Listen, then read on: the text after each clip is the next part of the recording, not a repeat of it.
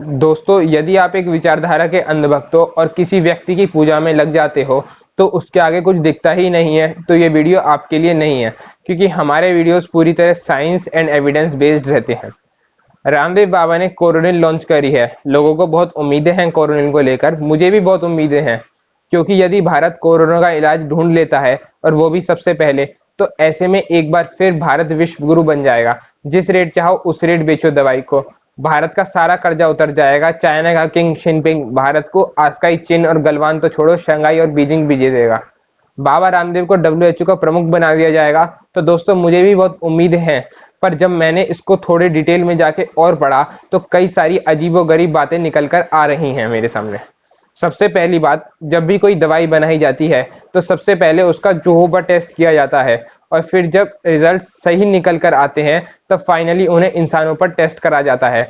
पर यहाँ पतंजलि कह रहे हैं कि इंसानों पर ट्रायल सफल हो चुके हैं और अब चूहों पर भी टेस्ट किया जाएगा। तो मुझे समझ नहीं आ रहा है कि ये उल्टी गंगा क्यों बह रही है। यदि इंसानों पर ट्रायल सफल हो चुके हैं तो चूहों पर क्यों किया जा रहा है, और यदि ह्यूमन ट्रायल सफल नहीं हुए हैं तो इतना सारा बवाल क्यों खड़ा किया गया है। दूसरा प्रश्न क्या निकल के आ रहा है, दुनिया में जब भी कोई रिसर्च इंस्टीट्यूट दवाई तैयार करता है वो सबसे पहले चूहों पर, पिग्स पर, या जो भी मतलब नॉन ह्यूमंस हैं उन पर ट्रायल करी जाती है, फिर आखिर में इंसानों पर किया जाता है।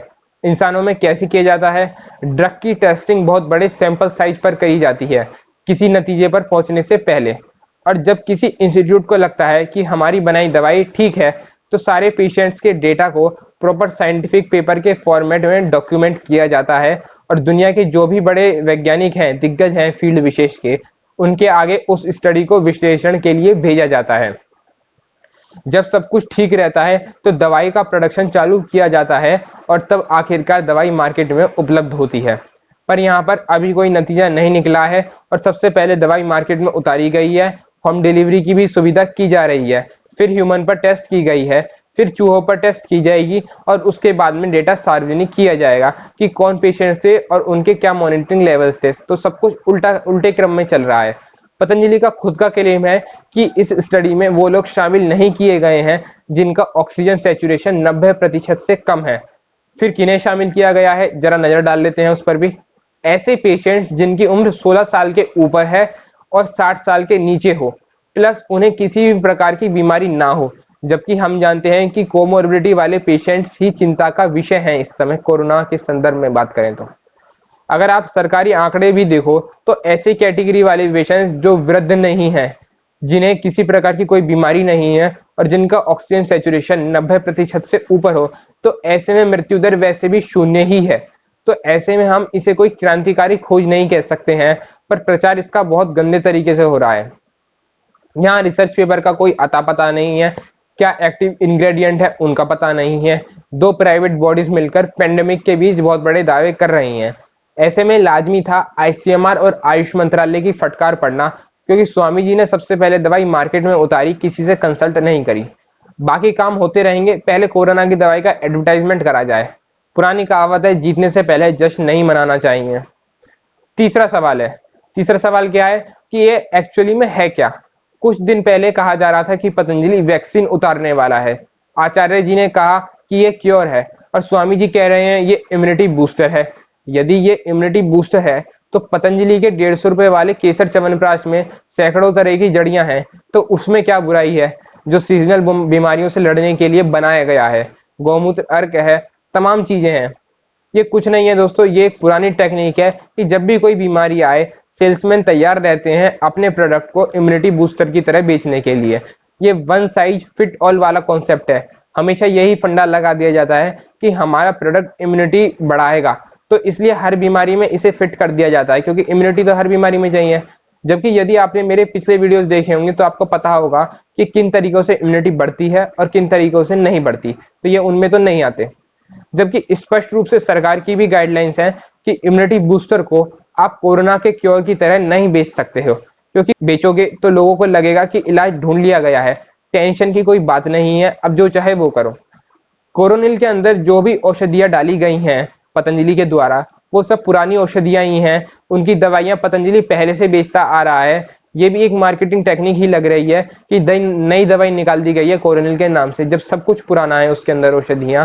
तो बाबा जी कह सकते थे कि ये दवाई ले लो जो पतंजलि ऑलरेडी बना रहा है, पर नहीं, एक नई कोरोनिल मार्केट में उतारी गई।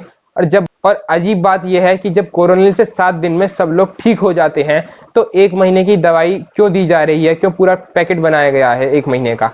क्या सेकंड वेव ऑफ पेंडेमिक का ध्यान रखकर ये सब किया जा रहा है? क्या इतने दूरगामी है Swami ji? Remdesivir, favipiravir, डेक्सामीथासोन, hydroxychloroquine, ये सब सदियों पुरानी दवाइयां हैं। किसी ने पुराने प्रोडक्ट को नए अवतार में बेचने की कोशिश नहीं करी है, वो भी ये कहकर कि ये 100% रिकवरी देगा। यहाँ पर 2 बातें निकल कर आती हैं, एक पॉजिटिव और एक नेगेटिव। पहले पॉजिटिव वाली बात जान लेते हैं। सैंपल साइज बेशक छोटा था जिस पर पतंजलि ने ट्रायल किया, पर महत्वपूर्ण नतीजे हैं। छोटे सैंपल साइज पर दवा काम कर रही है, तो बड़ी संभावना है कि बड़े सैंपल साइज पर भी दवा काम करेगी। लेकिन 95 लोगों पर दवा का ट्रायल किया गया था, और उनमें भी मैंने आपको कंडीशंस बता दी हैं कि किन कंडीशंस में किया गया, ऑक्सीजन सैचुरेशन और कोमोर्बिडिटी का ध्यान रखा गया कि नहीं हो, और एज भी ध्यान रखी गई है। तो उनमें से 4 लोगों के डेटा स्वामी जी के पास उपलब्ध नहीं है। कहा जा रहा है कि कुछ लोगों ने बीच में ही स्टडी विड्रॉ कर लिया था। अब विड्रॉ उन्होंने किन कारणों से करा था, ये जानना भी बहुत महत्वपूर्ण है। कहीं ऐसा तो नहीं कि उनकी स्थिति बिगड़ने लगी थी? ये जानकारी अभी सार्वजनिक नहीं की गई है, भविष्य में की जाएगी। अगेन वही चीज निकल कर आ रही है। कुल मिला के 100% रिकवरी का दावा तभी किया जाना चाहिए जब ये सभी एज ग्रुप्स पर टेस्ट की जाए, कोमोर्बिडिटी वाले पेशेंट्स को भी इंक्लूड किया जाए, यदि आप इसे प्रिवेंशन के रूप में भी पेश करना चाह रहे हो। और यदि आप इसे क्योर के रूप में पेश करना चाह रहे हो, तो 90% से कम ऑक्सीजन सैचुरेशन वाले पेशेंट्स पर भी टेस्ट करने के बाद ही कोई दावा किया जाना चाहिए, क्योंकि मृत्यु दर इन्हीं 3 कैटेगरी में होता है, और ये ही आपने हटा दी हैं अपने टेस्टिंग क्राइटेरिया से, ट्रायल कैटेगरी से। मुझे उम्मीद है कि पतंजलि अपने भविष्य के ट्रायल में भी इसी प्रकार सफल होगा। पूरी दुनिया स्वामी रामदेव को आशा भरी नजरों से देख रही है। अगली अपडेट के लिए नमस्कार दोस्तों।